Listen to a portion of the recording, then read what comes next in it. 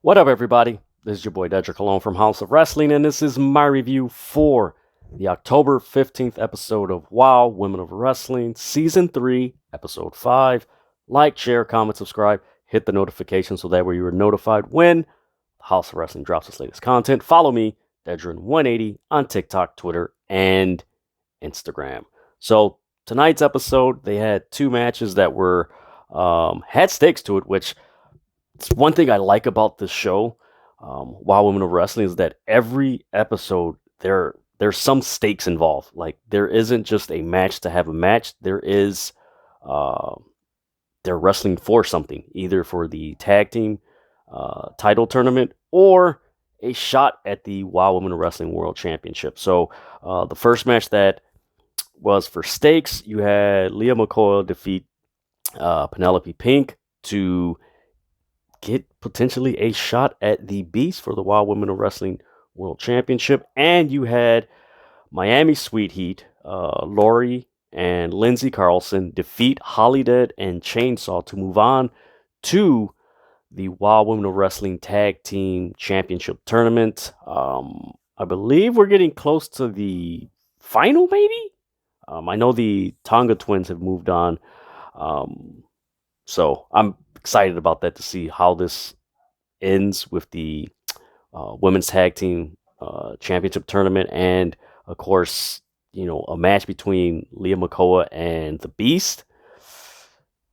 That's going to be a good one. Trust me, it will be a good one. So the other matches they had tonight, you had Candy Crush defeat Ice Cold, and you had the Heavy Metal Sisters defeat the Bully Busters.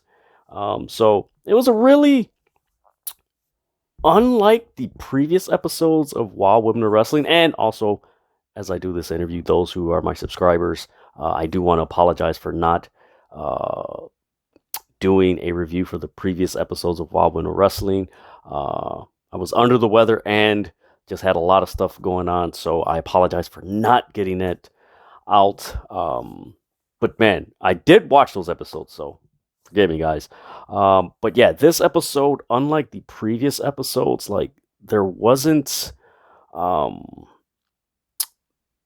do I put it? There wasn't a lot of hard strikes, forearm strikes.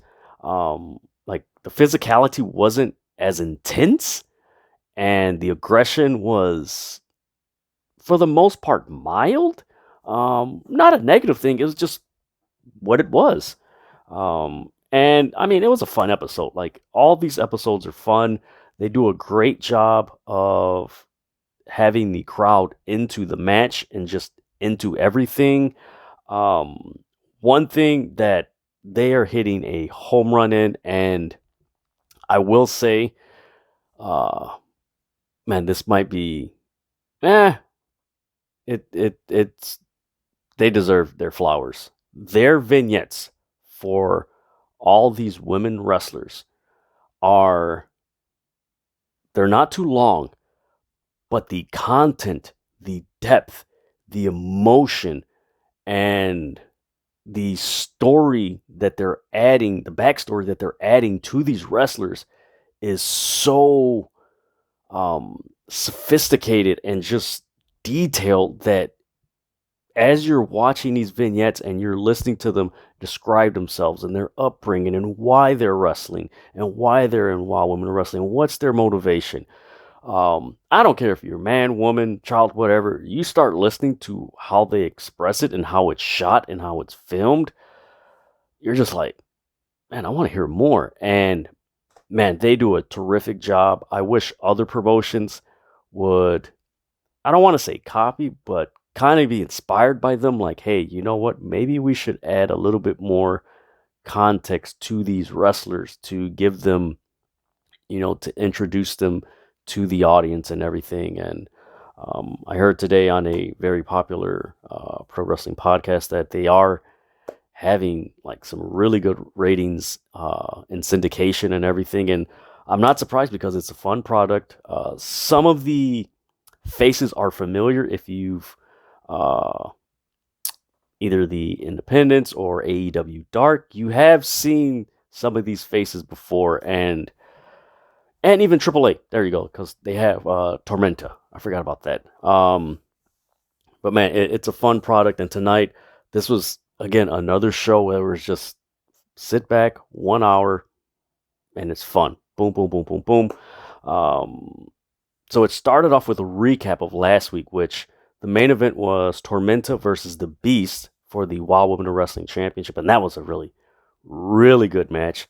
It was broken up, or I should say, Rena Del Rey interfered, and it just all hell broke loose. They had to be separated and everything. And kudos to their social media team. They made a video where they captured Rena Del Rey being having security hold her back, and you see the Beast and Tormenta, they're fighting, and it's the meme where well, you want to know how I got here? Well, this is how I got here, and then it shows everything. So really cool, really creative. Um, so yeah, they show that. Then we go to the first match, which is Holly Dead and Chainsaw versus Lori and Lindsay Carlson, the Miami Sweet Heat. Um, I was surprised that they really, because I've seen Holly Dead wrestle on multiple occasions, NWA, um, AW Dark. I seen her at the all women, was it Women's Wrestling Army at the Logan Square Auditorium here in Chicago. And I've seen her wrestle in other places, MLW. I've seen her, and you could tell they kind of held back on what Holly Dead can do. This was a fairly, like, how do I put it, man? This was an interesting match. There wasn't a lot of physicality. It started off with a test of strength between Holly Dead and Lindsay Carlson, which was really cool. Nice camera shot of them uh, doing a test of strength, which, man, I wish more wrestling companies would do, because it was a really nice shot of capturing the emotion of doing a test of strength, which, in the 80s they always did that and always got it. And then as, time went on, they kind of went away from it and they brought it a little bit back and forth. But so you had that, there's a lot of double team moves by the Carlsons. You had Chainsaw, like she was displaying her power and everything. Really, really impressive. Then there was a double suplex by Holly Dead and Chainsaw, which was really cool how they executed. Like, one thing that, wow, as these episodes continue, like, they really capture um, the impact of, like, really of high impact moves. Like, they really capture that, like, how it just, like, ooh, like, they really get it. The first episode is like, but as the episodes go on, it's like it just gets like, ooh, okay, this is getting really interesting. There was a point where uh, Holly Dead, she had one of the Carlsons in a fireman's carry um, hold, and of course you're thinking she's gonna toss her this way. Like, no, she took her and rammed her head first into the top turnbuckle. I thought that was really cool. I did not expect that. I did expect her to, like, at least toss her to the turnbuckle, which is something that I've seen quite regularly. But I did not expect her to just ram her head first into the turnbuckle. It's like, man, that's pretty cool. And Holly Dead is a very physical and intense wrestler. Please check out her matches. Like, she is really good. But it was interesting that after this, the Carlsons did, a double team on Holly Dead, and then they win by a cross body pin, and they pin Holly Dead like 1, 2, 3, and I was like, huh? Like, a really interesting call, considering Holly Dead, out of these women, I know Holly Dead has been on multiple, like, major, shows. I know NWA, AEW, MLW, and it was quite interesting to have her take the pin.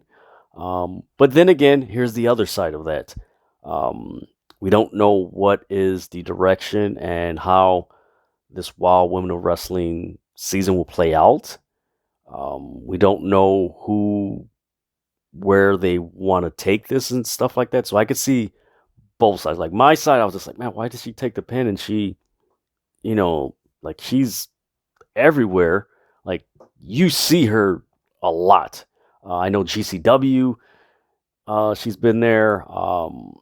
Warrior Wrestling, a lot of stuff, and it was just like, wow, this is interesting. And the Carlson, Miami Sweet Heat, they move on. So um, I don't know. They didn't mention it in the broadcast. Maybe I missed it or something, but I believe there's another team that they face, and I believe we're at the semifinals. Like we're approaching the finals because I know the Tonga Twins, and there's another team that won. So I don't know. We'll see how it goes. I really want to see the tag team tournament final, just how it's going to be, because the Tonga Twins are actually my favorite to win, and they are very good and very impressive, and people need to take notice on them. They remind me of how the Usos first came onto the scene, and we see how the Usos have evolved in this course where the Usos are now, which is they're the top faction in all of pro wrestling. So,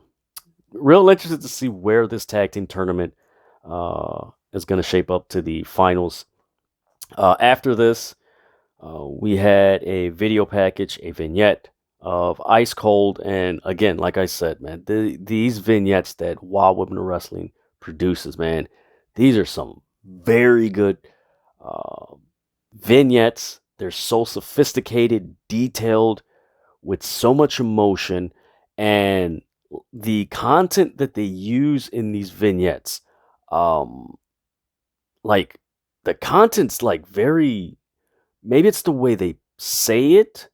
I don't know if it's like like real, or is it the character story? And it's not a knock at it. It's just, of course these are, these characters, but like the backstories are so, like the content is so heavy and deep. It's just like, oh, like you see the character in front of you, but then when they start talking and they start sharing the their backstory, you're like, man, is this the character? Is this like, whoa, this is deep. And man, that's so good. That is so good, man. So Ice Cold, she mentions her superpowers. She started diving at 19. She mentions like these traumatic events that she's had. She tore her Achilles. Like she was assaulted. Uh, she dealt with panic and anxiety attacks. Um, she like that's just what she was mentioning. Like that's deep. Like that isn't something like, oh, it's like it's like, whoa, like this is heavy. And what I like about it is that they share it the way WoW produces these vignettes. Like they don't share it like exploiting. It's more like, okay, this is my story, but this is why I'm here at WoW, and I'm determined to accomplish why I'm here at WoW, which is a very good method of storytelling, where it's okay, it informs you, and then it directs you to where they're going, which is really good storytelling, and like a lot more wrestling companies need to do that. And I'm talking about the major ones, AEW, WWE, Impact. Like they kind of need to start doing that. Like just inform and just direct us where you're going. So yeah, she mentions that, and she mentions healing and moving on through wrestling. So they mention that, and then the next match is of course Ice Cold versus Candy Crush, boxing, boom, boom, boom. And she had a very interesting, like, man, all these vignettes, please, if you watch this review, try to find a way to watch Wild Women of Wrestling. Check your local listings, because, man, these vignettes are probably some of the best vignettes in all of pro wrestling because of the depth of the content. Now, the way it's presented maybe kind of like, it's like, I don't want to say hokey, but it's presented, kind of like, man, I don't want to say tongue in cheek. It's not, um, man, how do I, man, it's more, man, it's not like dramatic, but it's, again, like I said, there you go. It's more of a informative, like, hey, here they go. Um, Very simple. There you go. It's a very simplistic way of presenting it. But man, please check out these vignettes, man. These vignettes are, wow, man. These vignettes are so good. So she faces Candy Crush, and this match had a lot of strikes. Um, like, pretty decent match. Not too bad. There was a point in the match where Ice Cold missed a moonsault, and man, I've seen so many people miss moonsaults throughout my whole life watching professional wrestling. This one, the way she executed the moonsault was probably one of the best ways, because like they showed her diving and everything, because of her background as far as diving, like the way a diver dives forward is how she dove doing the moonsault. Like she really, like, she got up there and flipped like perfectly. Like most moonsaults, they go like that.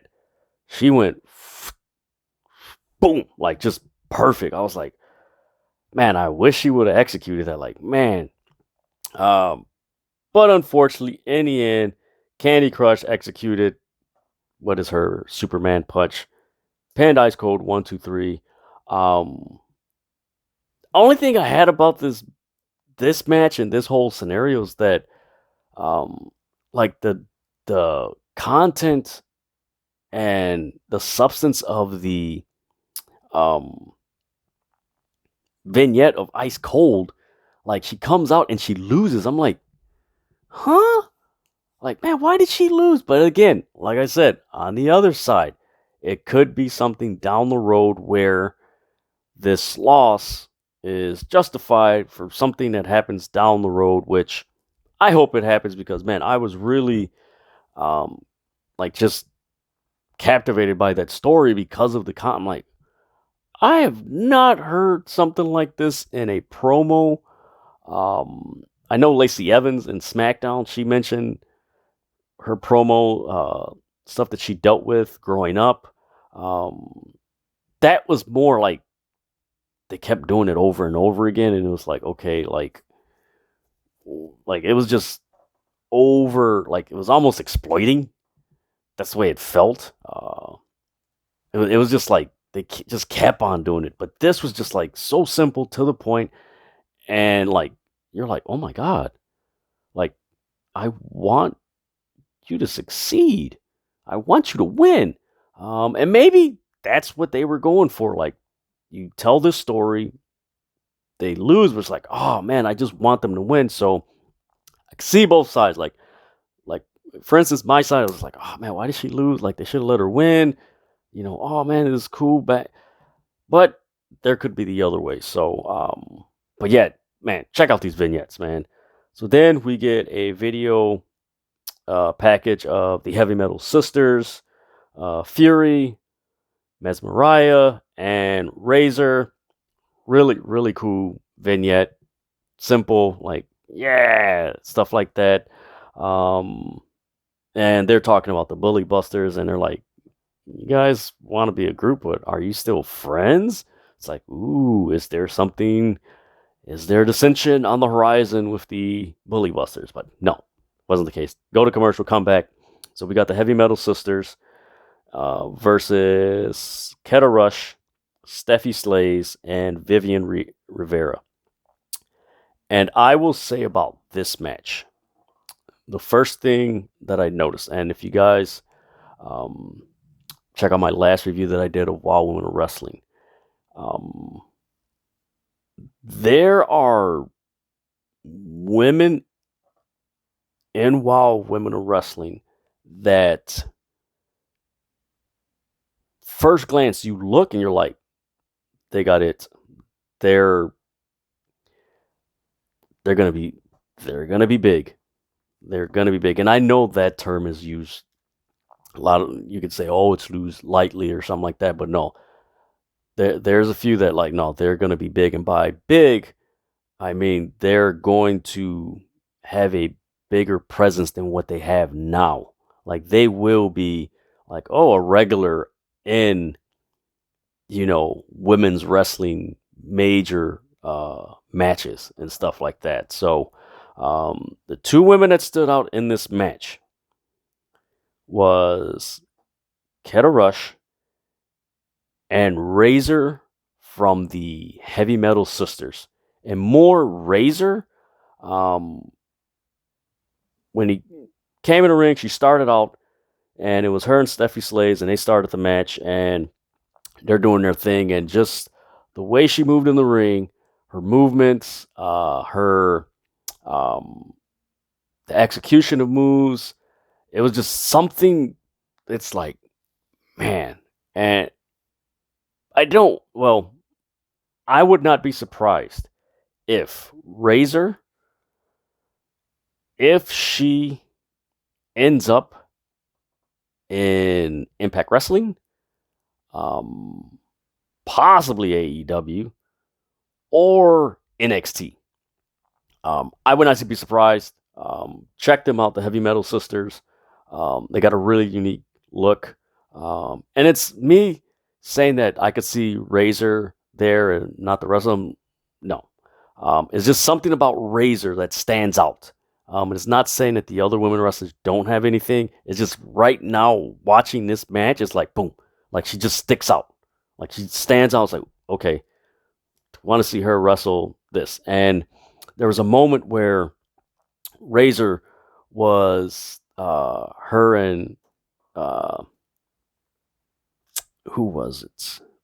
Believe it was Stephanie Slays. They were wrestling, and there's just anybody who's been watching wrestling for a long time, when if you go back and you just wrestlers that weren't real big or famous, and you go back to when they weren't, that there's a spark that happens on screen, and boom, like that's it.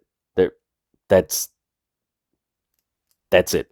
And it's something about those two women, but especially Razor. Like, please, like, check out their matches. Like, man, she's going to be something very special in women's wrestling and professional wrestling. There's just something, a look, a presence, mannerisms, just something there that just connects. And mind you, this isn't a diss at the other women, because the other women in Heavy Metal Sisters, they're not slouches either. They bring it. So yeah, you had that. You had Keta Rush do a fantastic Hurricane Rana. Like, that was a fantastic Hurricane Rana executed. Then there was a point in the match where Fury and Razor, they were just beating up, I believe it was Keta Rush or Vivian, in the turnbuckle. They were just beating her. It was Stephanie Slays. Forgive me, guys. And she's on the turnbuckle, and she's on the bottom rope, just laying there like that. And usually you have, they'll either do the, swing up and hit with the feet. We've seen that in WWE and AEW a few times. But no, Razor gets on the top rope, and she just starts stomping like that. I haven't seen that before. Maybe it's been a while that I've seen that, but man, I was like, yo, that's interesting, man. Razor of Heavy Metal Sisters is a very physical wrestler, and like I said, man, keep an eye out on her. And they finish with it was Fury and Razor. They do almost like a double team X Factor move, And of course, they get the pin. So Heavy Matter Sisters defeat the Bully Busters in a really, this was, you could say, was the match of the night um, because it was just so intense. And by intense, like, there was a lot of physicality. Uh, they did bring some aggression to it, but man, this was a fun match to watch, and um, there's just something about Razor. Like, please go, like I said, go watch this match. Like, you, maybe it's just me. Comment below what you guys think, but man, Razor, keep an eye out on her. That's gonna be a name. Um, then again, she'll probably have a different name in another company, but man, keep an eye out on her, man. She is going to be a presence in professional wrestling and in women's wrestling. Like, she's gonna have a name. Then we get a video package of Leah McCoy, and she breaks down that uh, to remember where she came from. Her parents told her and her siblings, get a tattoo. She had her tattoo at 12. They represent sacrifice and who she is as a Samoan. Um, she mentioned that she can crush coconuts with her bare hands. That's scary. And if anybody has a working brain, like, don't piss her off, because if you can break coconuts, you got some strength. She mentions that she had strict parents, and her father uh, showed no support. And as she's sharing this, like, she's crying. And like I said, man, these vignettes are so emotional. There's depth. They're so sophisticated, and just like, they leave you like, man, I want this person to win. Like, I want them to win. Like, I want, like, okay, this is why they're wrestling. I want them to win. And for me, this was the second video package that I've seen of Leah McCoy. Um, I believe this was a different video package than they aired on a previous episode this season. And man, this one was just like, damn, like, okay, this is why she's wrestling. And that's something that is a common theme in Wild Women of Wrestling. And like I mentioned before, like, these video vignettes get across this is who they are and this is why they're wrestling. And they do it very, very well. Again, I wish WWE, AEW, all these other companies would take a page out of them. Like, explain who they are and why they're here. That's all you got to do. All you got to do. And then as they have matches and everything, you just add on to the character background and just have fun with it.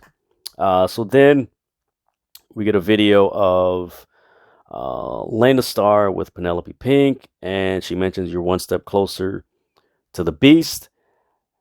And it was all right. Like, they normally do this on WoW, and it's like, okay, this is pretty cool. We had Tormenta with her manager, and come back from commercial, we get to the match. It's Penelope Pink versus Leah McCoy. Lana Starr, she says, get the camera on here. She starts talking to the announcer, and like, no, blah, blah, blah. They go back and forth. And Penelope Pink, she mentions that I'm going to be embarrassing all the ladies and looking good doing it. She's obviously a heel. Then we get Leah McCoy come to the ring, and again, forearm strikes. There was a nice German suplex that Penelope Pink executed on Leah McCoy, where she was on the second rope, and she did a baseball slide, and as she slid, she flipped Leah McCoy on her back. It was like, oh. Then you had Leah McCoy attempt to execute a baseball slide, and they opened the Lana Starr and Penelope Pink opened the ringside curtain and trapped her in there, just started beating her up. Then you had the face first trip that Layla McCoy executed on Penelope Pink, which was nasty. Then you had a fisticuffs and everything, and then you had um, Penelope Pink execute a back suplex on the apron to Leah McCoy, and it was more. She was on the ringside, lifted her up, boom, and dropped her. It was really hard, man. Um, then there was a superplex by Leah McCoy, mind you, a superplex, and then eventually she executed a Samoan drop, pinned her 1, 2, 3. So Leah McCoy is going on to face the Beast, which should be a very fantastic main event. I recommend you guys tune in next week to find out what's going to happen, because if it is next week, it's going to be really good. But yeah, this whole episode of WoW, it was fun. It wasn't up to the level as far as aggression and just physical, like that level of intensity that was on the previous episodes of WoW. It was like there was intensity, but it wasn't to the level of what it was on previous episodes. But overall, man, this was a fun episode. 1 hour, quick, easy, boom, to the point. You had 2 matches for stakes. You introduce, 2 other wrestlers, and it was fun, man. This was fun. Like, WoW Women of Wrestling is fun. I do want to check out and see where their ratings are, and I might do a video on it, because if it's true that they are, through syndication, the third as far as ratings behind WWE and AEW, that's saying something, and it should come to no surprise, considering that women's wrestling is very, very popular right now. Case in point with WWE and the women main eventing WrestleManias, SummerSlams, and all their pay-per-views, and of course AEW's growing their women's wrestling, Impact Wrestling, and their Knockouts Championship, which that division's always deep.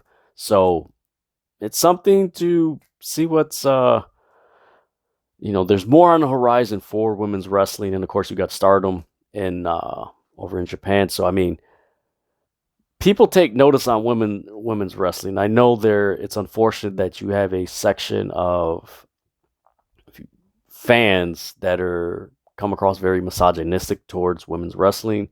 Me personally, I like it, and one of the reasons I like it is because in the last 10, 12 years, a lot of these women wrestlers have put on some better matches than the men. And it's not saying all they're doing it to spite that. Maybe I don't know what their motives is or anything like, but there has been a lot of quality women's matches that have had some very good physicality, intrigue, intensity, aggression, and also very good stories. Very simple, to the point, but very stories that you can easily get into. So, looking forward to next week's episode. And like I said, man, keep an eye on Razor from Heavy Metal Sisters. I don't know if she goes by another name in other promotions. Got to check that out. But man, keep an eye on her. Man, there's just something about her. When I saw her on the TV screen, I'm like, she's going to be in either WWE, AEW, or Impact Wrestling, but she is going to be. She's gonna have a presence in professional wrestling and in women's wrestling. So, keep an eye on it. So that is my review for WoW Women of Wrestling, Season 3, Episode 5 for October 15th. Like, share, comment, subscribe, hit the notification so that way you are notified when the House of Wrestling drops its latest content. Follow me, Dedrian180, on TikTok, Twitter, and Instagram. And with that,